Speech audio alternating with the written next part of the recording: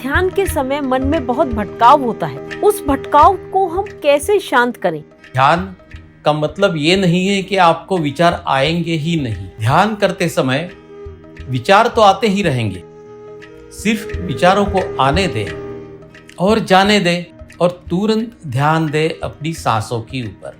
जैसे ही हम अपने आप ध्यान देते हैं इन सांसों की तरफ, तो धीरे धीरे विचार कम होने लगते हैं। हमें सिर्फ उस विचारों में इन्वॉल्व नहीं होना है।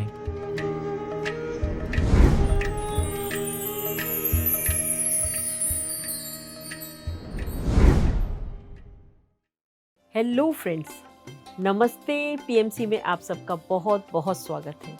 फ्रेंड्स, मैं विभा गुप्ता नमस्ते पीएमसी के एक नए एपिसोड में एक नए और बहुत सीनियर मास्टर के साथ आप सबके सामने फिर से उपस्थित हूँ। फ्रेंड्स, आज जिस मास्टर के साथ हम सवाल जवाब करेंगे उनका नाम है ब्रह्म ऋषि श्रीकांत कुलकर्णी जी, जो मुंबई में रहते हैं। फ्रेंड्स, वो 2009 से ध्यान में जुड़े हुए हैं। जब से ही हजारों लोगों को ध्यान सिखा चुके हैं। फ्रेंड्स, इनको स्पॉन्डिलाइटिस हो गया था, सर्वाइकल पेन हो गया था, जिसकी वजह से एक मास्टर न्यूटन ने इनको सजेस्ट करा, पत्री सर के बारे में बताया, और तब से ही ये ध्यान के प्रचार और प्रसार में जुड़े हुए हैं। तो आइए फ्रेंड्स, मिलकर इनका स्वागत करते हैं। तो कुलकर्णी सर, आपका बहुत बहुत स्वागत है नमस्ते पीएमसी में। नमस्ते नमस्ते, बहुत बहुत धन्यवाद विभा जी, और बहुत बहुत धन्यवाद पीएमसी हिंदी को भी मुझे पीएमसी नमस्ते पर बुलाने के लिए। Thank you so much. Thank you sir. Sir, क्या हम अपनी प्रश्नावली स्टार्ट करें? हाँ जी, बिल्कुल। तो सर, आपका इतना पुराना ध्यान का अनुभव है, तो क्या हमारे दर्शकों को, हमारे ध्यानी मित्रों को आप बताएंगे कि ध्यान हमें किस समय करना चाहिए? कौन सा समय ध्यान के लिए सबसे उचित है? हाँ, बहुत ही सुंदर सवाल है विभा जी। कई नए ध्यानियों को यही सवाल हमेशा पूछते हैं। ऐसा है, जो बिगिनर्स है उनके लिए जो समय उन्हें ठीक लगता है, उनके लिए जो समय कन्वीनियंट है, उसी समय उन्होंने करना चाहिए, ताकि उन्हें ज़्यादा एंग्जाइटी नहीं रहेगी समय की। और उस समय जब करते हैं तो वो ध्यान अच्छा रहेगा। भले उनको दोपहर को टाइम है, लंच टाइम में करना चाहते हैं, ऑफिस में करना चाहते हैं, तो किसी भी समय करें। और जैसे वो ध्यानी बन जाते हैं कि वो अभी कभी भी ध्यान कर सकते हैं, ऐसी स्थिति आ जाती है, तो फिर उन्हें सोचना चाहिए कि कौन सा समय, भले ब्रह्म मुहूर्त के समय अच्छा होता है, या पूर्णिमा को ध्यान करना है तो फिर पूर्णिमा का दिन पूरी रात करना है। ये सारी बातें फिर उसके बाद करनी है उनको। लेकिन जब तक वो बिगिनर्स है, पहले 40 दिन तो उनको अपने ही समय से करना है। कोई संगीत के साथ या कोई गाइडेड मेडिटेशन चल रहा है, उसके साथ करना है, ताकि उनको वो आदत लग जाएगी ध्यान की। इसलिए समय की पाबंदी उसके लिए नहीं रखना है। वे तो कभी भी ध्यान कर सकते हैं, भले खाने के पहले कर सकते हैं या खाने के तुरंत बाद भी कर सकते हैं। कोई पाबंदी उसके लिए नहीं। इतना आसान ध्यान है यह हमारा आनापानसति ध्यान। किसी भी समय, किसी भी जगह कर सकते हैं। बहुत सुंदर सर आपने बताया। हमारे नए ध्यानियों को इस चीज़ की बहुत चिंता रहती है कि हमें कब, कहाँ, कैसे करना चाहिए। आपने बताया कि आप कभी भी, कहीं भी, किसी भी स्थान पर, किसी भी समय कर सकते हैं। इसके लिए कोई भी पाबंदी नहीं है। धन्यवाद सर, हमारे ध्यानी मित्रों को इतना सुंदर बताने के लिए। तो सर, एक प्रश्न और है मेरे पास कि ध्यान के समय मन में बहुत भटकाव होता है, उस भटकाव को हम कैसे शांत करें? जो इधर उधर भागता रहता है दिन भर की दिनचर्या में या कोई भी बात पर, उसको कैसे हम संभालें, कैसे समझाएं, कैसे एक और एकाग्रित करें? जी हाँ, ये भी एक बड़ी महत्वपूर्ण बात है ध्यान में। पहले क्या होता है, इन्हें समझना है बिगिनर्स को कि भाई ध्यान का मतलब ये नहीं है कि आपको विचार आएंगे ही नहीं। ध्यान करते समय विचार तो आते ही रहेंगे, इसलिए उनको उसकी चिंता ही नहीं करना है। सिर्फ विचारों को आने दें और जाने दें और तुरंत ध्यान दें अपनी सांसों के ऊपर। जो सांसें निरंतर चलती ही रहती है, अपने आप चलने वाली ये सांसें, ये निसर्ग का नियम ही है। हमारा शरीर जैसे ही हम अपने आप ध्यान देते हैं इन सांसों की तरफ, तो धीरे धीरे विचार कम होने लगते हैं। This is the arrangement our body has automatic. हमें सिर्फ उस विचारों में इन्वॉल्व नहीं होना है। होता क्या है, जब नए नए ध्यान करते हैं या कुछ दिनों के बाद भी, ये आदत जो है विचारों में डूब जाने की या विचारों में ही अटकने की, वो जल्दी जाती नहीं है। बस उन्हें यही ध्यान में रखना है कि विचारों को आते हैं तो आने दो, हमें सिर्फ सांसों की तरफ ध्यान देना है। विचार तो आते ही रहेंगे। शुरू कर दिया ध्यान, विचार आ गए, तुरंत उनको आने दो, जाने दो और फिर ध्यान दें अपनी सांसों की तरफ। फिर विचार आता है, फिर उसे आने दो, जाने दो और तुरंत ध्यान दें अपनी सांसों की तरफ। यही करते रहना है, यही तो ध्यान है। बहुत सुंदर सर आपने समझाया कि हमें अपने मन को कैसे एकाग्र करना है, मन को विचारों पर से कैसे हटाना है। बहुत ही सरल विधि आपने बताई। Thank you sir. सर, एक और प्रश्न मेरे दिमाग में ध्यान से संबंधित आ रहा है कि यदि ध्यान हम करना प्रारंभ कर दें, स्टार्ट कर दें, क्या उसके पश्चात हमें पूजा भी करनी है?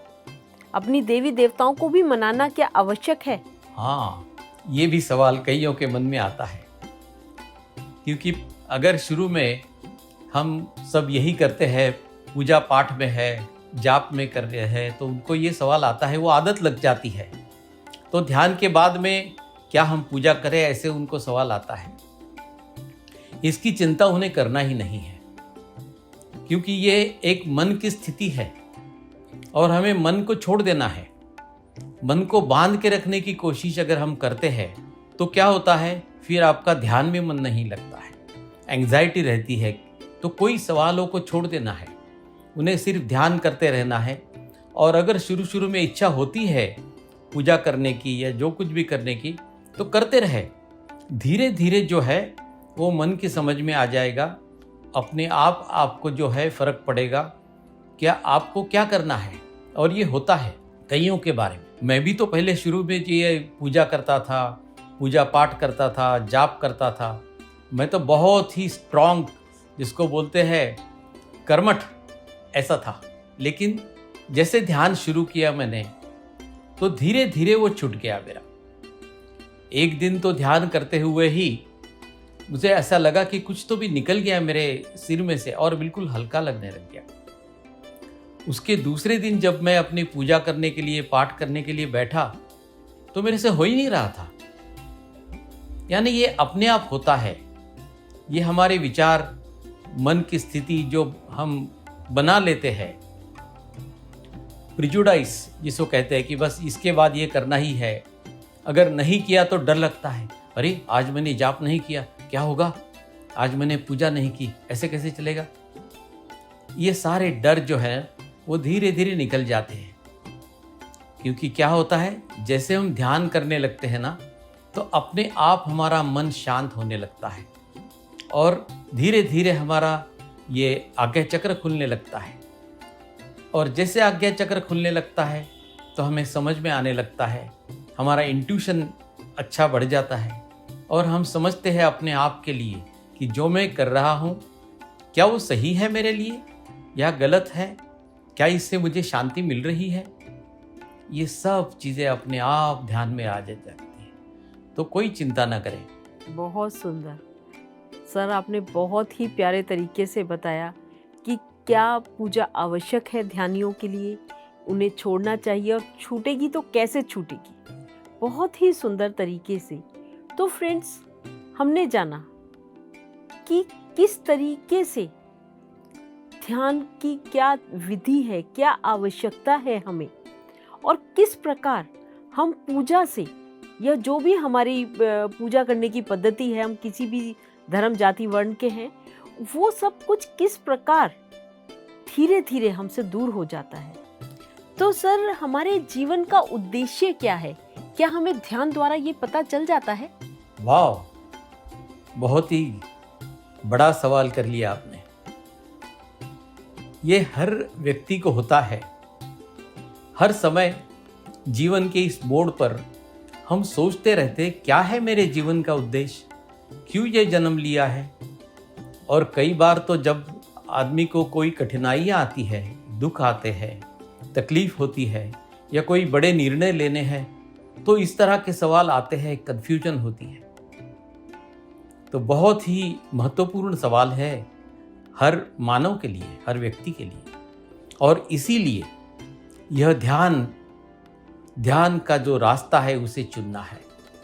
जैसे जैसे हम लोग ध्यान करने लगते हैं तो इस क्रिया से, ध्यान की क्रिया से हमें अपने आप समझने लगता है सब कुछ। और कुछ दिनों के बाद जैसे जैसे मन शांत होने लगता है तो हमारी समझ में आने लगता है कि मैं क्या कर रहा हूँ।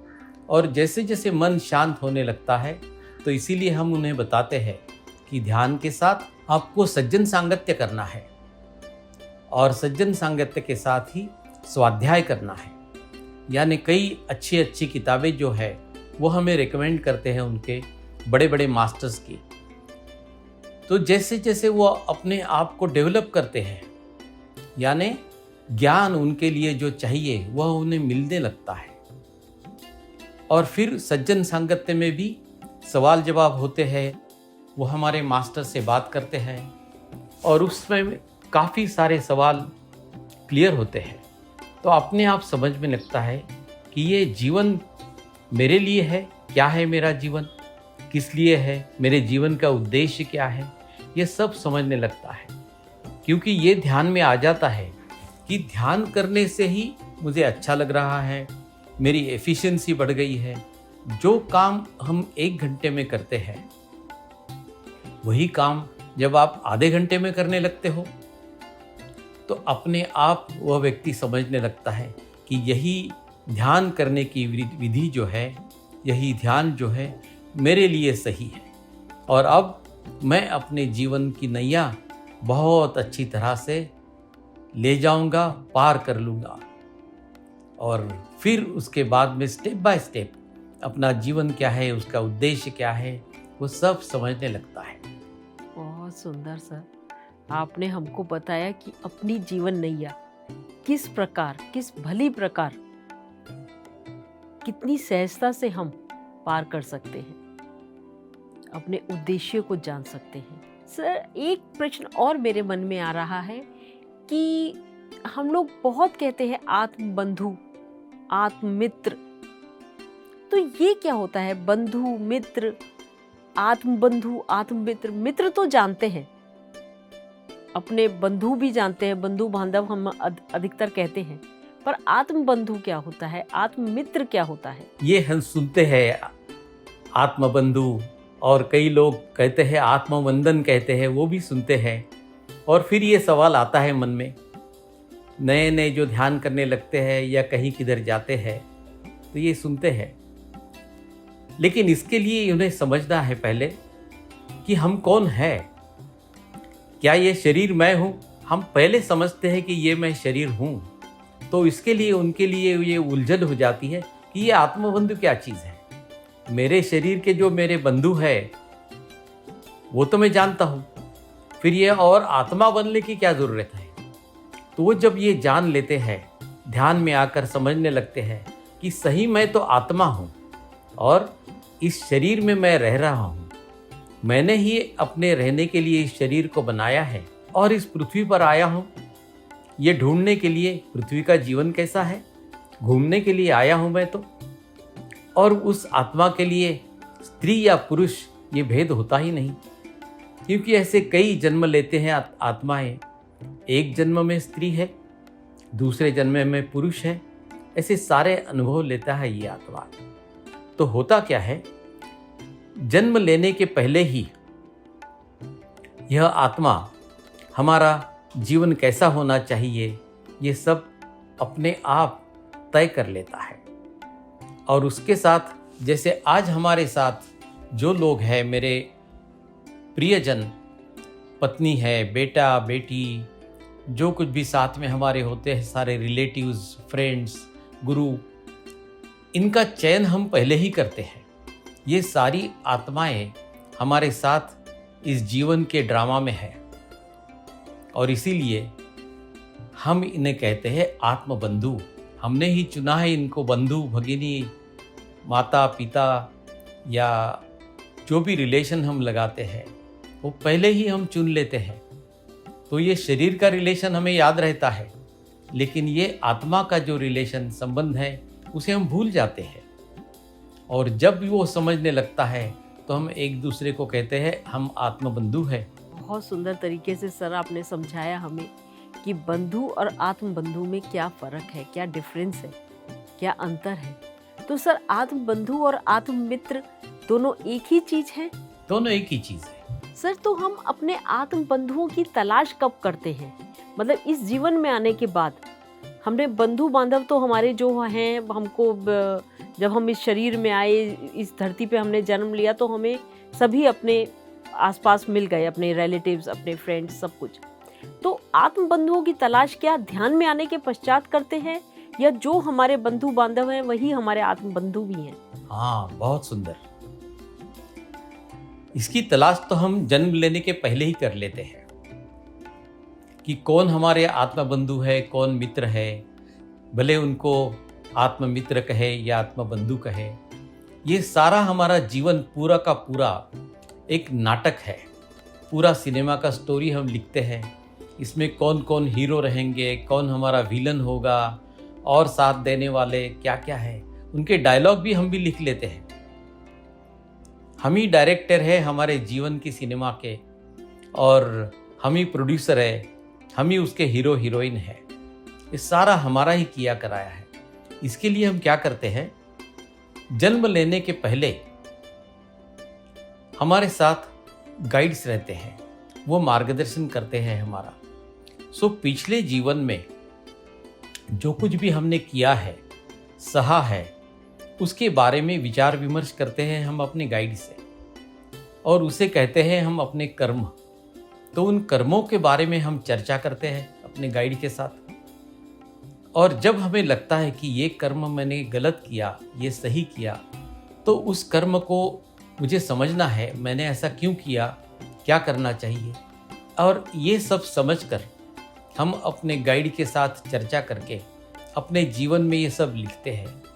और इसीलिए कभी हमारा दुख आता है, सुख आता है, वो सब हमने ही तय किया है, सारी घटनाएं जीवन की। बहुत ही प्यारे तरीके से समझाया आपने कि किस प्रकार हम आत्मबंधुओं का, आत्ममित्रों का चयन करते हैं बिफोर बर्थ। सब कुछ अपने गाइड्स के साथ मिलकर, गाइड्स के साथ समझकर हम कैसे अपने सब बंधुओं बांधवों का चयन करते हैं। एक प्रश्न और हमारे दिमाग में आ रहा है कि आत्मबंधुओं का, आत्ममित्रों का हमारे जीवन में क्या महत्व है, क्या योगदान है? बहुत ही बड़ा योगदान होता है हमारे साथ हमारे आत्मबंधुओं का, आत्ममित्रों का। क्योंकि कोई भी कथा लिखती है तो वो अकेला तो नहीं होता ना, हमारे साथ कोई ना कोई होता ही है। और जब भी वो कथा बनती है उसमें सुख दुख या कोई और सब कुछ आता है किसी न किसी के साथ रहकर ही। और यही तो पृथ्वी पर देखने आते हैं हम, यहाँ का जीवन। ये शरीर पाने के बाद दूसरे ग्रहों पर जब जाते हैं यही आत्मा, तो वहाँ ये ऐसा शरीर नहीं होता है। ये बहुत ही अद्भुत शरीर हम पाते हैं पृथ्वी पर आकर। तो इसका एक अलग ही तरीका है, अलग ही जीवन है पृथ्वी का। और इसीलिए यहाँ पर जो कुछ भी है उसका अनुभव लेने के लिए हमारे साथ जो हमारे आत्मबंधु है, आत्ममित्र है, उनके साथ हम ये ड्रामा लिखते हैं। ड्रामा की कितने कैरेक्टर होने चाहिए, हर कैरेक्टर का क्या रोल होना चाहिए। और कई बार जो है, जब हमें बहुत ज़्यादा दुख लगता है ना, ऐसा लगता है ये जीवन नहीं चाहिए, क्यों ये व्यक्ति मुझे इतनी तकलीफ दे रहा है। हो सकता है वो हमारा पति है, पत्नी है, या बेटा है, बेटी है, कोई भी हो सकता है। तो यही समय है समझने का कि वह अपना कैरेक्टर बहुत अच्छी तरह से निभा रहा है। जैसे सिनेमा देखते हुए या नाटक देखते हुए हम बोलते हैं उस व्यक्ति को जो वो कैरेक्टर निभा रहा है, हमारे मन में देखते देखते ऐसा आता है क्यों ये खराब है, और वो जब बाहर व्यक्ति मिलता है ना तो उसको उसी नज़रिए से देखते हैं लोग। अगर विलन है तो उसको विलन की नज़रिए से देखते हैं।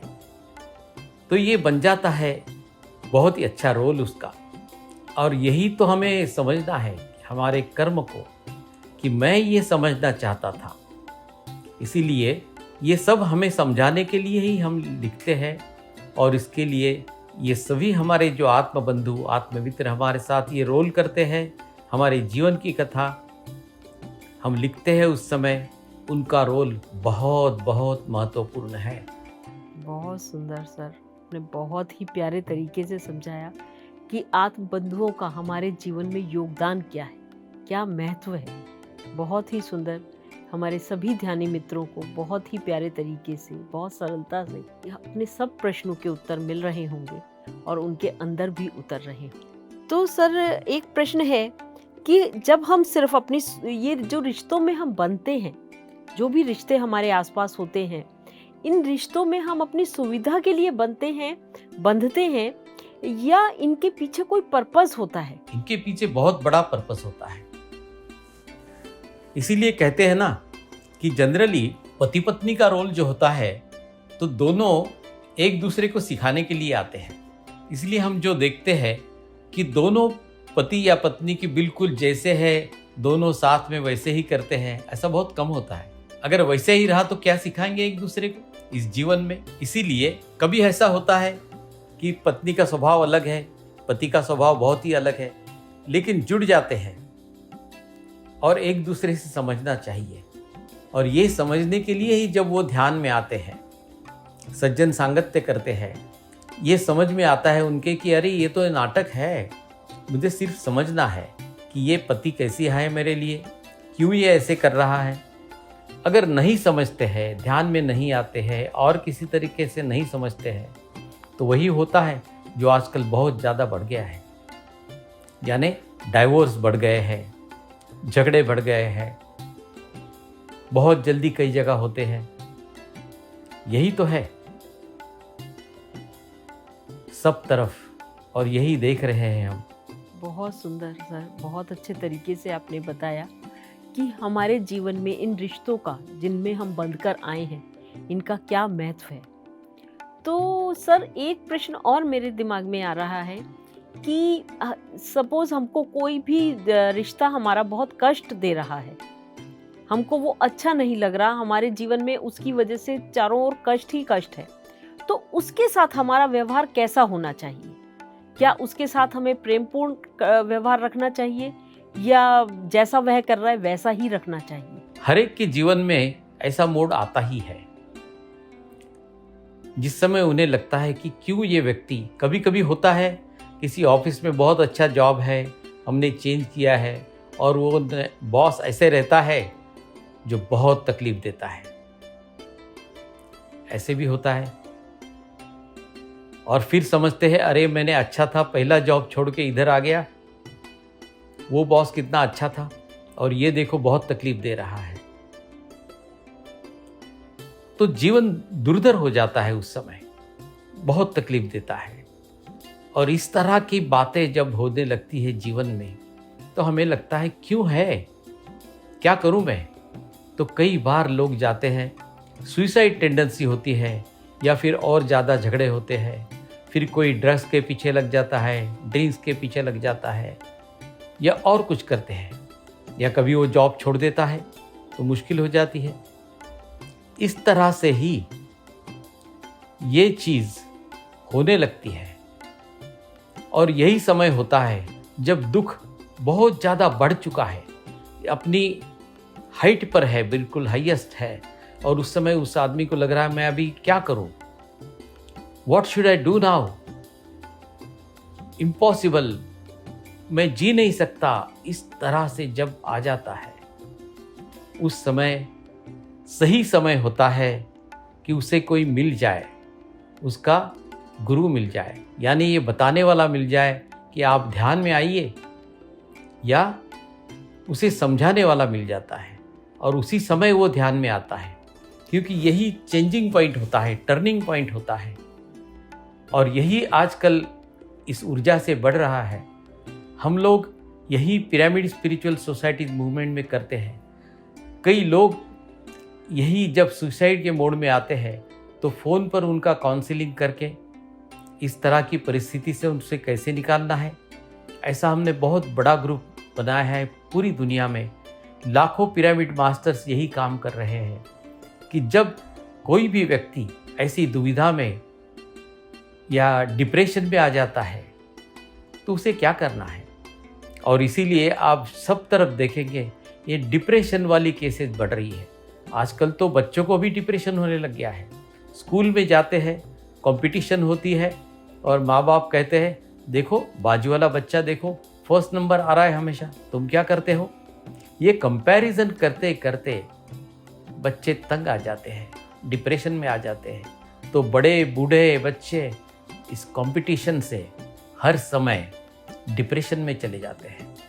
अपने आप के तरफ से उनकी अपेक्षाएं कुछ और होती है, लेकिन माता पिता या पति पत्नी या बॉस बहुत ही ज़्यादा अपेक्षा करने लगते हैं और फिर डिप्रेशन के शिकार हो जाते हैं। इसीलिए सबके लिए यही करना है। जब ऐसी स्थिति होती है उन्हें ध्यान में आना है धीरे धीरे। आज के लिए यही एक उत्तम उपाय है, ध्यान कीजिए। धीरे धीरे ध्यान करने से उन्हें शांति मिलती है। और ऐसे लाखों लोगों को आज तक मैंने भी मदद की है डिप्रेशन से निकलने के लिए। पूरी दुनिया में हमारे जितने भी पिरामिड मास्टर्स हैं, आज 1.5 लाख से ज़्यादा हमारे पिरामिड मास्टर्स हैं, वो सब ये सेवा कर रहे हैं बिना किसी चार्ज लिए, फ्री ऑफ चार्ज। भले किसी रोग में हो व्यक्ति, शरीर में ऐसा रोग हुआ है जिसकी वजह से वो डिप्रेशन में जाते हैं, या जीवन में इस तरह की कोई तकलीफ आती है उसकी वजह से डिप्रेशन में जाते हैं, उसके लिए ये बहुत ही सरल उपाय है, ध्यान करें। जैसे जैसे वो ज़्यादा ध्यान करने लगते हैं तो सब कुछ समझने लगते हैं और सारे पिरामिड मास्टर फिर उनकी हेल्प करने के लिए होते ही हैं। बहुत सुंदर सर, बहुत ही सुंदर और बहुत ही सहज और सरल तरीके से आपने हमको समझाया कि हमारा व्यवहार कैसा होना चाहिए किसी के भी प्रति। हमारे को डिप्रेशन में जाने का कारण क्या है, बहुत सुंदर तरीके से आपने सर समझाया। तो सर एक प्रश्न और, क्या जीवन में चमत्कार होते हैं? बहुत से लोगों के जीवन में बहुत सारे चमत्कार होते हैं, क्या किस कारण से होते हैं ये चमत्कार? ये हमको क्या शिक्षा देना चाहते हैं? चमत्कार क्या है, चमत्कार का मतलब क्या है, यही समझना है पहले।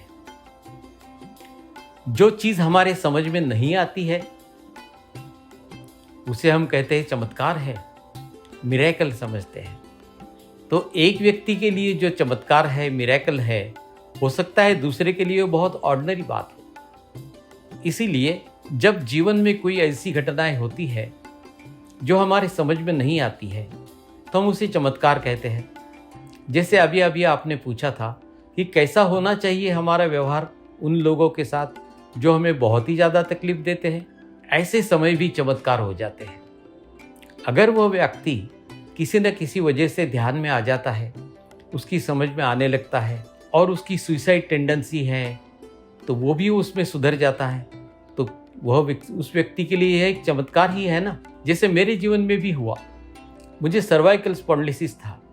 सारे डॉक्टर्स ने मुझे बोल दिया कि इसे ठीक तो नहीं कर सकते, आपको पेन किलर लेते रहना है या तो वो गले का पट्टा लगा के घूमना है। तो मैं बहुत ही मुश्किल में था, लेकिन जैसे ही मुझे मिले गए कि भाई आपके लिए ये डॉक्टर न्यूटन ने मुझे बताया मिलकर कि ये ध्यान करो और ध्यान से ये ठीक हो सकता है, मुझे तो विश्वास ही नहीं था कि ऐसे कैसे होगा। इतने सारे डॉक्टर बता रहे हैं, इतना सारा एडवांस साइंस है हमारा, मेडिकल साइंस, और मैं तो मुंबई में रहता हूँ। सबसे ज़्यादा एडवांस हॉस्पिटल्स है, डॉक्टर्स है यहाँ पर, और सभी बता रहे हैं कि इस सर्वाइकल स्पॉन्डिलोसिस का कोई इलाज नहीं है। और ये कह रहे हैं डॉक्टर न्यूटन मुझे कि अरे आप ध्यान करो तो ध्यान से ठीक हो जाएगा। और जैसे ही मैं उनके गाइडेंस में बेंगलोर पहुंच गया, हमारे गुरु पितामह ब्रह्मर्षि पत्री जी से मिला और उनसे ध्यान सीखने लग गया, तो मैं ठीक हो गया। तो यही है चमत्कार मेरे जीवन में, क्योंकि ये मैंने जानता ही नहीं था कि ध्यान से ऐसे दुर्धर रोग जिसे मेडिकल साइंस कहता कि ये ठीक नहीं हो सकते हैं, वो भी ध्यान से ठीक हो सकते हैं। कितना बड़ा चमत्कार है। यही है चमत्कार, क्योंकि हम जानते नहीं थे। लेकिन जैसे मैं ध्यानी बन गया तो इस ध्यान जगत में जैसे मेरे साथ सारे पिरामिड मास्टर्स थे, सबको मिलकर तो हमारे लिए, मेरे लिए भी आज इतने सालों के बाद ये नॉर्मल चीज़ लग रही है मुझे, क्योंकि मैं समझ गया उसका कारण कि कैसे होता है ध्यान में ये स्थिति, कैसे शरीर में बदलाव होते हैं, मन की स्थिति क्या होती है, आत्मा क्या होता है। ये पूरा स्पिरिचुअल साइंस जो है वो जैसे हम समझने लग गए, इस ध्यान के पीछे कौन सा शास्त्र है ये समझने लग गए, तो आज मुझे यह मिरेकल नहीं लगता, चमत्कार नहीं लगता। लेकिन उस समय बहुत बड़ा चमत्कार लगा था मुझे। और जब भी मैं किसी को बताता हूँ तो पहले तो विश्वास करने लायक ही नहीं होता उनके लिए भी। वो भी कहते ये तो चमत्कार है जी, आप मिरेकल बता रहे हो, ऐसे कैसे होगा। मेरा तो डॉक्टर भी, जब मैंने उसको बताया, एक्सरे निकाला मेरा ठीक होने के बाद, तो वो भी कहने लग गया, Kulkarni this is a miracle, what have you done, कैसे ठीक हो गया ये। ऐसे होता है। बहुत सुंदर सर, बहुत ही सुंदर तरीके से आपने समझाया कि चमत्कार कैसे घटित होते हैं और क्या होते हैं चमत्कार। तो सर एक प्रश्न है मेरे सामने कि काला जादू क्या होता है और ये क्यों किया जाता है? वाह, बहुत ही बड़ा सवाल किया है आपने। इसके बारे में कई अलग अलग विचार है लोगों के कि काला जादू क्या है। कई लोगों का तो विश्वास होता ही नहीं कि ऐसा कुछ है करके। कुछ लोग कहते हैं है, कुछ लोग कहते हैं नहीं है। काला जादू यानी ये होता है हमारे मन के ऊपर सब कुछ। ऐसे बताया जाता है कि हम अपने ही लोगों के साथ जाने अनजाने में ये काला जादू करते रहते हैं। जैसे मैं एक उदाहरण देता हूँ। आप, एक स्त्री है, बहुत ही एजुकेटेड है, ऑफिस जाती है, रोज काम करती है। एक दिन वह वापस आती है, काम का बोझ बहुत ज़्यादा था उस दिन, काम से उसका सर दर्द कर रहा है। नया नया बॉस आया है, उसने बहुत डांटा, बहुत काम करवाया और बहुत गलत शब्द भी कहे। तुम्हें कुछ आता नहीं है, तुम ऐसी हो, कुछ नहीं समझता तुमको, इस तरह से बोलते रहे। तो जैसे ही वो लेट आई घर पे, उसका सर में दर्द था और घर में जैसे ही अंदर आई तो उसकी छोटी सी बच्ची, नन्ही सी प्यारी सी 5 साल की बच्ची उसे देखकर खुश हो गई, जो गाना गा रही थी, नाच रही थी और अपने माँ से बिलक गई। माँ ने तो देख लिया, उसका हाथ लगाया और फिर अंदर चली, बैठी, पानी पिया और उसका सर दर्द बहुत कर रहा था। वो 2 मिनट के लिए बैठ गई और बेचारी छोटी बच्ची को क्या पता, वो और खुश हो गई कि माँ आ गई करके और जोर जोर से गाना गाने लग गई, नाच रही थी। कुछ देर ऐसे हुआ कि उसका गाना सुनते सुनते इस स्त्री का, उसकी माँ का सिर दर्द और बढ़ने लग गया। वजह ये नहीं थी कि वो गाना था, वजह उसकी वही थी जो ऑफिस में घटा था। और फिर वो अपने मन का संतुलन टूट गया उसके, और वो जोर से चिल्लाई अपनी ही बेटी पर, क्यों गा रही हो इतने जोर से, कितनी भद्दी आवाज है तुम्हारी, गंदी लड़की हो तुम, बंद करो ये गाना। और दूसरे ही क्षण बेचारी के समझ में आ गया, अरे मैंने ये क्या कह दिया। लेकिन उसके पहले वो बेचारी छोटी सी सुंदर बच्ची तो सहमा गई थी।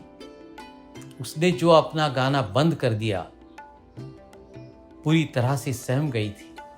फिर कभी उसने गाना गाया ही नहीं। उसकी तो आवाज ही बंद हो गई, बोलना भी मुश्किल था उसके लिए। ये क्या हुआ? यही है काला जादू। जाने अनजाने में जब हम गलत शब्द बोल देते हैं, किसी के दुख का कारण होते हैं, वही है काला जादू। और इसी तरह से हम अनजाने अनजाने में अपनों पर काला जादू करते रहते हैं। ऐसे ही होता है। और एक उदाहरण देता हूं। कोई व्यक्ति बन ठन कर बड़ा सूट पहनकर ऑफिस जा रहा है। आज उसका कॉन्फ्रेंस है और पत्नी कहती है, अरे क्या शर्ट पहन लिया तुमने, ये भी कोई रंग है इसके ऊपर, सूट नहीं करता, आपको समझता ही नहीं है कुछ, बदलिए इस शर्ट को, मैंने जो आपके लिए लाया था ना वो पहनिए, बड़े स्मार्ट लगोगे उसमें। बेचारा इतना बन ठन कर अपना मूड बनाकर जा रहा था ऑफिस, कॉन्फ्रेंस के लिए उसे प्रेजेंटेशन देना था। क्या होगा? उसका मूड खराब हो गया। और इस समय उसके पास ना कोई समय है कि फिर से जाकर अपना शर्ट बदले। एक तो उसके अपनी कॉन्फ्रेंस की प्रेजेंटेशन की तैयारी करनी थी, तो उस मूड में था, उसमें बन ठन के जा रहा था। क्या हो गया? उसका मूड खराब हो गया। दिन भर कॉन्फ्रेंस में प्रेजेंटेशन देने में क्या उसका मूड ठीक रहेगा? बड़ी मुश्किल होगी उसके लिए।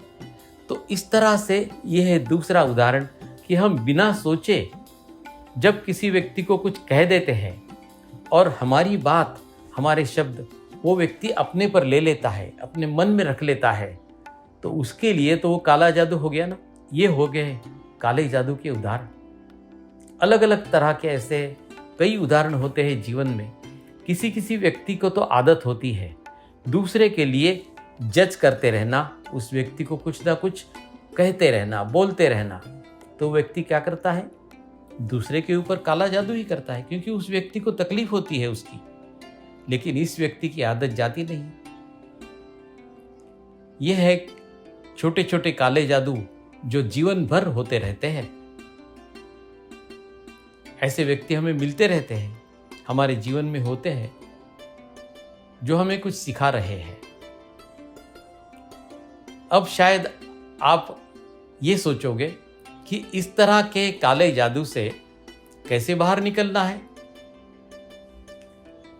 वो भी देख लिया है बड़े बड़े महात्माओं ने इसके लिए, और उसके लिए उन्होंने बताया है कि इस तरह के जब काले जादू जीवन में होते हैं तो विभाजी क्या करना है। उसके लिए 4 प्रिंसिपल बताए हैं उन्होंने। एक तो है हमें अपने शब्दों को सुधारना है। Be impeccable with your words. जो भी हम बोलते हैं शब्द, उसे सोच समझ कर बोलना है और उन शब्दों पर कायम रहना है। अब इससे क्या होगा? इससे यही होता है कि इन शब्दों को जब हम अपने आप अच्छी तरह से बोलने लगते हैं तो सबसे पहले हमारे ऊपर उसका परिणाम होता है और वो हमें आदत लगती है।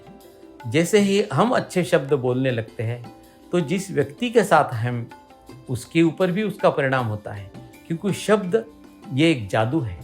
शब्द के अंदर बहुत बड़ा फोर्स है, शक्ति है।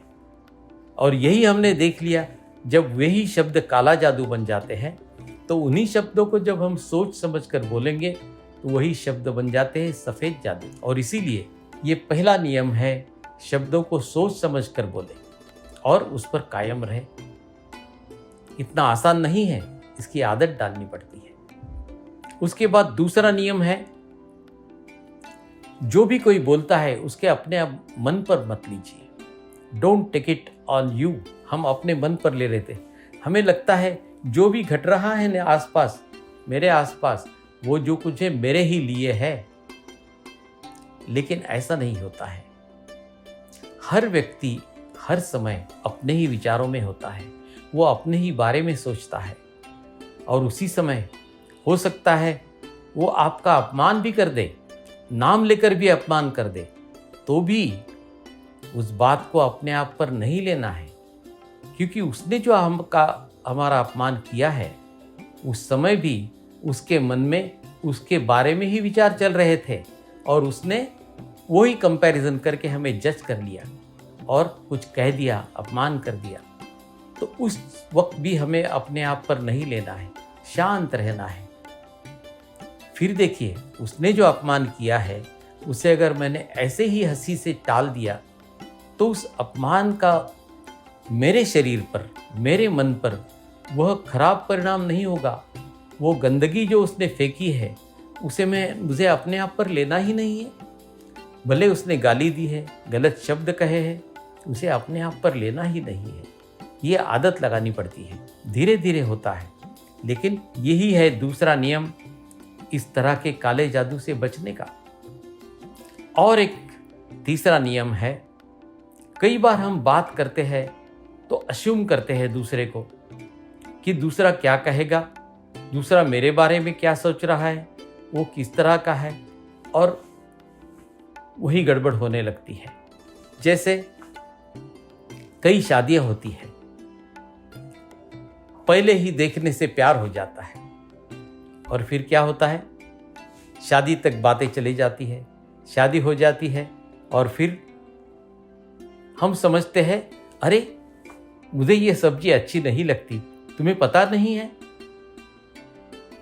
वो सोचती है मुझे क्या पता, आपने कब बताया नहीं, ठीक है तुम्हें जानना चाहिए, मुझे ये चीज़ अच्छी नहीं लगती। पत्नी को भी ऐसे लगता है कि इसे पता होना चाहिए, आई डोंट लाइक दिस। तो शुरू में ब्याह के पहले जो I like you, I like this, वो लाइक होता है, आई डोंट लाइक शुरू होना आता है। क्योंकि हम समझते हैं, मान लेते हैं इस बात को कि मेरी पत्नी को या मेरे बेटे को या मेरे सबॉर्डिनेट को पता होना चाहिए मुझे क्या चाहिए। He should know what I like.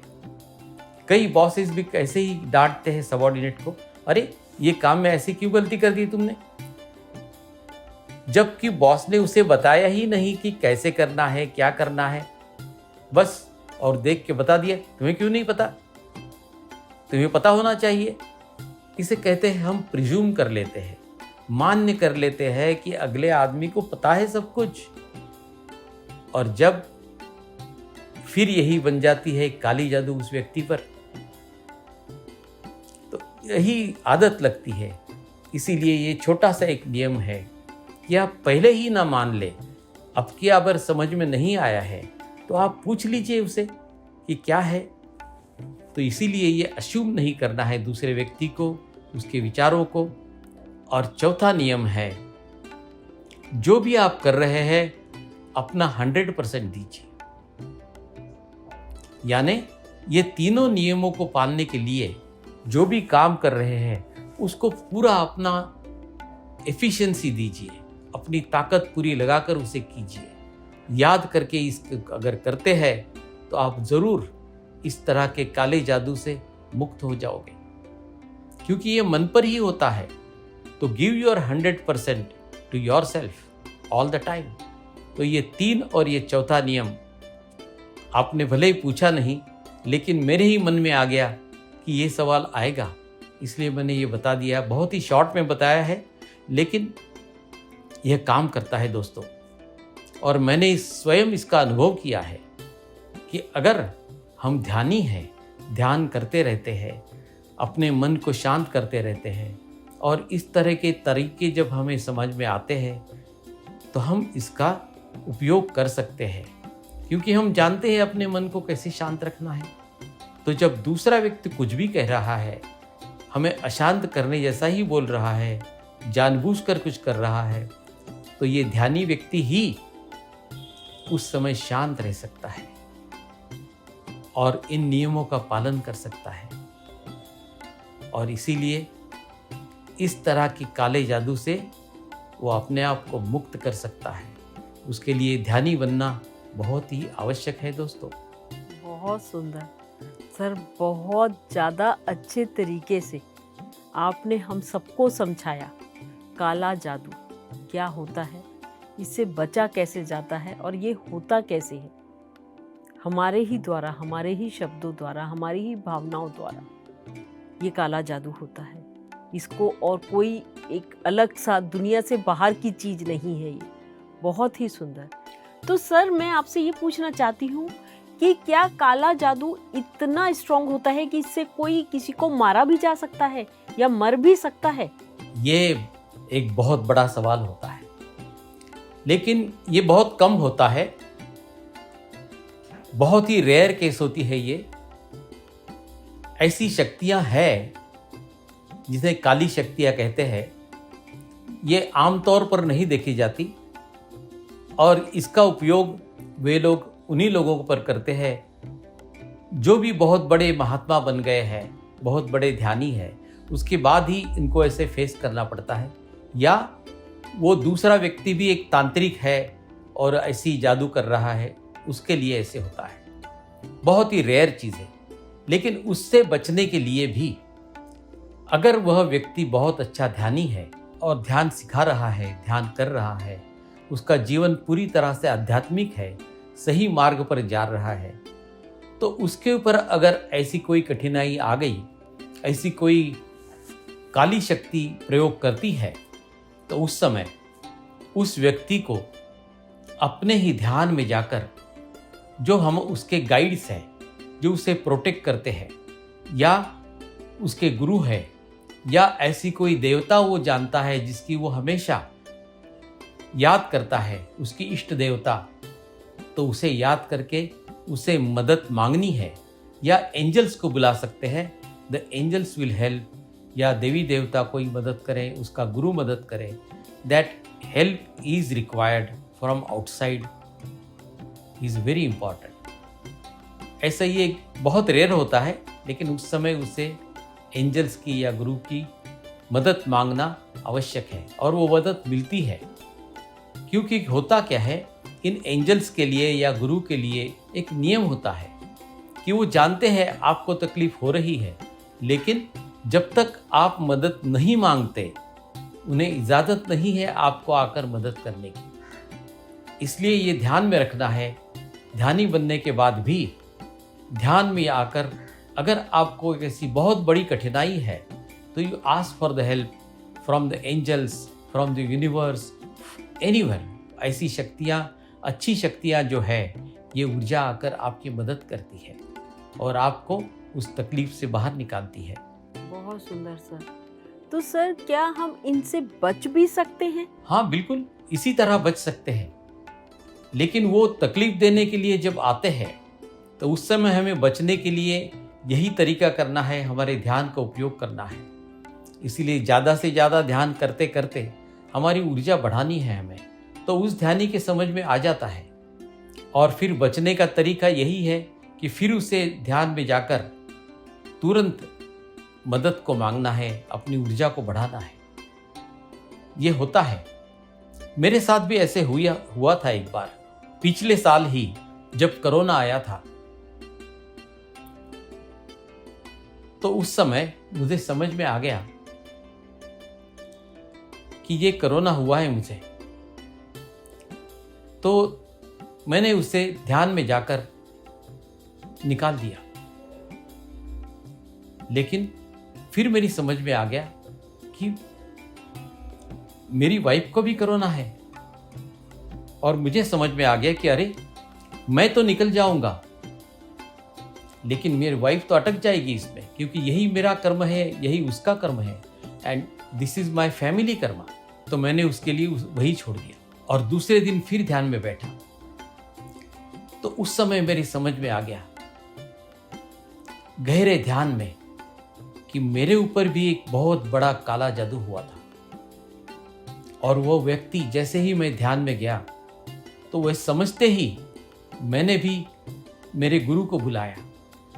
मेरे गुरु आ गए, उन्होंने कहा, यू कॉल योर मास्टर, जो हम आपका अलग मास्टर है इसके लिए, जो है सिसारो मास्टर का हम ध्यान करते थे उस समय। तो I requested Sisaro master to come. वो सिसारो मास्टर आए और उनकी ऊर्जा से बहुत बड़ा एक्चुअल जंग हुआ अंदर के अंदर एस्ट्रल में। और जिस व्यक्ति ने मुझे ये काला जादू किया था, उसको निकाल दिया। वो रोने लग गया, तड़फड़ाने लग गया, माफ़ी मांग रहा था, रो रहा था, और निकल गया उससे। तो ये वो समय का अनुभव है।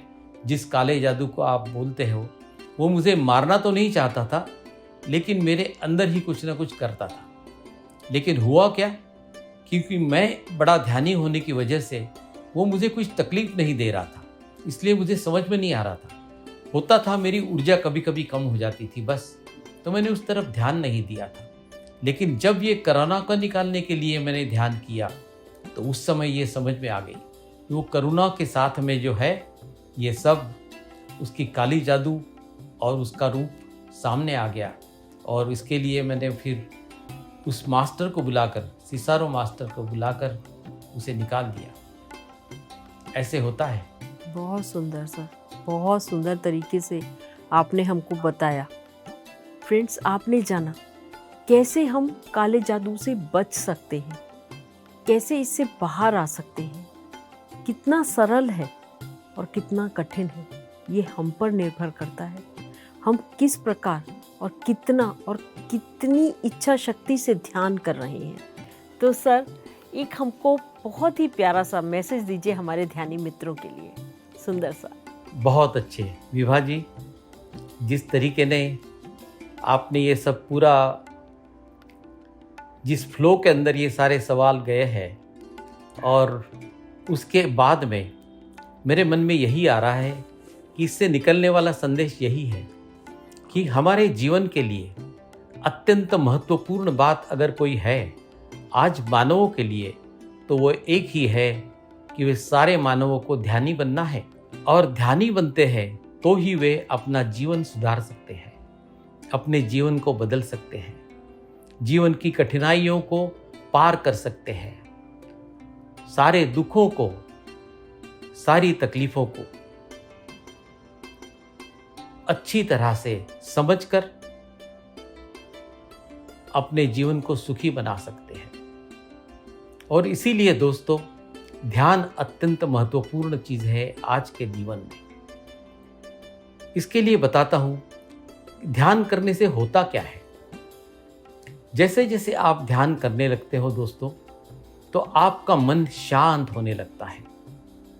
और जब ये मन शांत हो जाता है तो फिर आप जो सोचते हो, कोई भी कठिनाई हो, उसमें से मार्ग निकाल लेते हो।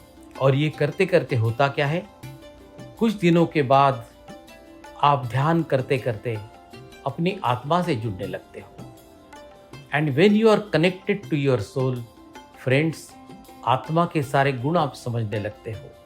आत्मा क्या है, ये ब्रह्मांड क्या है, जीवन क्या है, ये सब आपको सज्जन संगत में समझ में आने लगता है। यहाँ तक कि ध्यान करते करते आपको इसकी अनुभूति आती है। अनुभूति कैसे आती है दोस्तों? ध्यान करते करते जैसे मन शांत हो जाता है तो हमारे शरीर में जो सातों चक्रा है, वो चक्र सब खुलते हैं, बैलेंस होते हैं। और फिर आपके समझ में आता है कि जो हमारे निचले चक्र है, इन निचले 3 चक्रों में जो है मूलाधार चक्र, स्वादिष्टान चक्र और मणिपुर चक्र, ये सबसे महत्वपूर्ण चक्र है। चक्र यानी ऊर्जा के स्रोत, और वहीं पर हमारे सारे कर्म होते हैं। और साइकोलॉजिकली अगर समझे तो हमारा मन इन्हीं 3 चक्रों में भटकते रहता है। तो उसी मन को हम अलग करके शांत करते हैं ध्यान करते करते, और फिर ध्यान करके ही इन सभी कर्मों से हम मुक्ति पाने लगते हैं। इसीलिए दोस्तों, ध्यान अत्यंत आवश्यक है मानव जाति के लिए। सारी समझ हमें आ जाती है, जो मन है हमारा उसको पूरी तरह हम समझते हैं। वरना हम जानते हैं सिर्फ अपने ऊपर के कॉन्शियस माइंड को, और वो लॉजिकली वही बात बार बार समझाने लगते हैं। लेकिन कई बार क्या होता है दोस्तों, उससे एक्चुअली कुछ होता नहीं है। फॉर एग्जाम्पल आपको बताता हूँ, हम लोग आज लॉ ऑफ अट्रैक्शन के पीछे बहुत लगते हैं कई बार, और उसके लिए कई बार सिर्फ पॉजिटिव थिंकिंग, पॉजिटिव बातें वो करके करके यही सोचो, यही अपेक्षा करो तो हो जाएगा, ऐसे करते रहते हैं। ये ठीक है कुछ हद तक, लेकिन होता क्या है, इससे पूरा मैनिफेस्टेशन नहीं होता दोस्तों। हाँ, लॉ ऑफ अट्रैक्शन ये है, ये निसर्ग का ही नियम है। भले आप इसको समझो, जानो या ना जानो, लॉ ऑफ अट्रैक्शन काम करता ही है हर मानव के लिए। लेकिन वो कैसे काम करता है, कैसे उसका हमें उपयोग करना है, ये आप तभी समझोगे जब आप ध्यान करने लगोगे दोस्तों। ध्यान करते हुए अगर आप इस लॉ ऑफ अट्रैक्शन का उपयोग करने लगते हो तो ये ज़रूर काम करता है, और फिर अपनी जो फ्री विल है उसका आप उपयोग कर पाते हो और अपने जीवन में बदलाव ला सकते हो दोस्तों। यही तो है ध्यान का मतलब, और इसीलिए ध्यान करना है हमको, अपने जीवन को बदलना है, क्योंकि हमने ही लिखी है हमारे जीवन की सारी कथा। तो फिर हम इस कथा को बदल भी सकते हैं जब हम ही लिखने वाले हैं तो। लेकिन उसके लिए ध्यान ही अगर आप नहीं है तो नहीं बदल सकते। तो ध्यान करते करते हम अपने जीवन को बदल सकते हैं। भले ही कितनी ही बुरी घटना हमारे जीवन में होती हो, उसे कैसे बदलना है, उस कर्म को कैसे समझना है, ये समझने लगते हैं। हमें उस कर्म को या उस दुख को दोस्तों पहले स्वीकार कर लेना है। और यही देखकर मैं आपको उदाहरण देता हूँ। कैंसर जैसे रोग आजकल मेरे साथ में कई लोग आते हैं। आज के दिनों में कैंसर जैसा जो रोग है उससे अच्छी अच्छी दवाइयों की वजह से वो ठीक हो जाते हैं। फिर क्या होता है, दूसरी बार फिर से आता है, रिलैप्स होता है, फिर ठीक हो जाते हैं, फिर रिलैप्स हो जाता है। आजकल सबसे ज़्यादा यही हो रहा है, उसी रोग का वापिस आना। ये क्या है दोस्तों, ये वही है, क्योंकि वो कर्मों जो है उनके है जिसकी वजह से यह रोग आया है कैंसर, वहाँ से उन्हें मुक्ति नहीं मिली है। शरीर के ऊपर उन्होंने जो भी है दवाइयाँ लेकर उसे ठीक कर दिया है, लेकिन वो कर्मों की वजह से फिर से वो लोग आता है। तो ऐसे कई कैंसर के रोगी हमारे पास आते हैं, फिर हमें उन्हें ध्यान सिखाते हैं, तो धीरे धीरे तीसरी बार कैंसर होने के बाद भी जब वो ध्यान करते हैं तो मुक्त हो जाते हैं। ऐसे कई रोगी को मेरे पास जो आए हैं वो ठीक हो गए हैं। उन्हें डॉक्टर ने बताया आपको 3 बार हो गया है, अब आपका जीवन सिर्फ 2 महीने के लिए है, कोई दवाई नहीं दे सकते हम, कुछ नहीं। और जब हमने उन्हें ध्यान सिखाया वो ध्यान करने लगे। हाँ दोस्तों, इसके लिए बहुत ज़्यादा ध्यान करना पड़ता है, बहुत ज़्यादा समय करना पड़ता है, समझ कर करना पड़ता है। और ऐसे मेरे पास आज कई उदाहरण हैं कि जो पूरी तरह ठीक हो गए हैं 3 बार कैंसर होने के बाद भी। और आज कितने साल हो गए उनको, 3 साल हो गए, फिर उन्होंने टेस्ट किया कि कभी कभी रिपीट होता है, तो फिर सेकंड टाइम रिपीट किया टेस्ट, आज भी वो ठीक है। कोई कैंसर का नामो निशान नहीं है पूरी टेस्ट करने के बाद। इसीलिए दोस्तों, ये तो हो गया शरीर का रोग, इसी तरह से मन के रोग, कोई भी जीवन की डिफ़िकल्टी आप ठीक कर सकते हो, सभी कर्मों से मुक्ति पा सकते हो। ध्यान कीजिए दोस्तों, यही मेरा आज का मैसेज है। ध्यानी बनिए, आइए ध्यान कीजिए। और यही मैसेज है हमारे गुरु पितामह ब्रह्मर्षि पत्री जी ने दिया हुआ, वही मैं आपको बता रहा हूँ। आपने सारे प्रश्नों के उत्तर बहुत सरलता से, बहुत सहजता से दिए। और ये जो लास्ट आपका मैसेज है, फाइनल मैसेज इस एपिसोड के लिए, हमारे ध्यानी मित्रों के लिए बहुत ही सुंदर, बहुत ही क्रिस्प, मतलब सबके अंदर उतर गया होगा कि हमें ध्यान क्यों करना है, उसके लाभ क्या हैं, कैसे हम उस तक पहुंच सकते हैं, जो हम पाना चाहते हैं, जो हम अपने जीवन में चाहते हैं, उस रियलिटी को हम कैसे क्रिएट कर सकते हैं, उसका ऑथर कौन है। तो फ्रेंड्स, आप सबने जाना आज कुलकर्णी सर से कि ध्यान क्या है, चमत्कार क्या है, काला जादू क्या है, सफेद जादू क्या है, इनसे कैसे बचा जा सकता है, चमत्कार कैसे घटित होते हैं, काला जादू कैसे घटित होता है, सफेद जादू कैसे घटित होता है, हम अपने जीवन की रियलिटी को चेंज कैसे कर सकते हैं, हमारा व्यवहार कैसा होना चाहिए। कितना कुछ जाना है फ्रेंड्स आज हमने कुलकर्णी सर से। इतना कुछ जानने के पश्चात अभी और बहुत कुछ जानना बचा है फ्रेंड्स। तो इनसे एक और एपिसोड में हम फिर से मुलाकात करेंगे, कुछ सवाल कुछ जवाबों के साथ। तब तक आप बने रहिएगा हमारे साथ। नमस्ते पीएमसी में।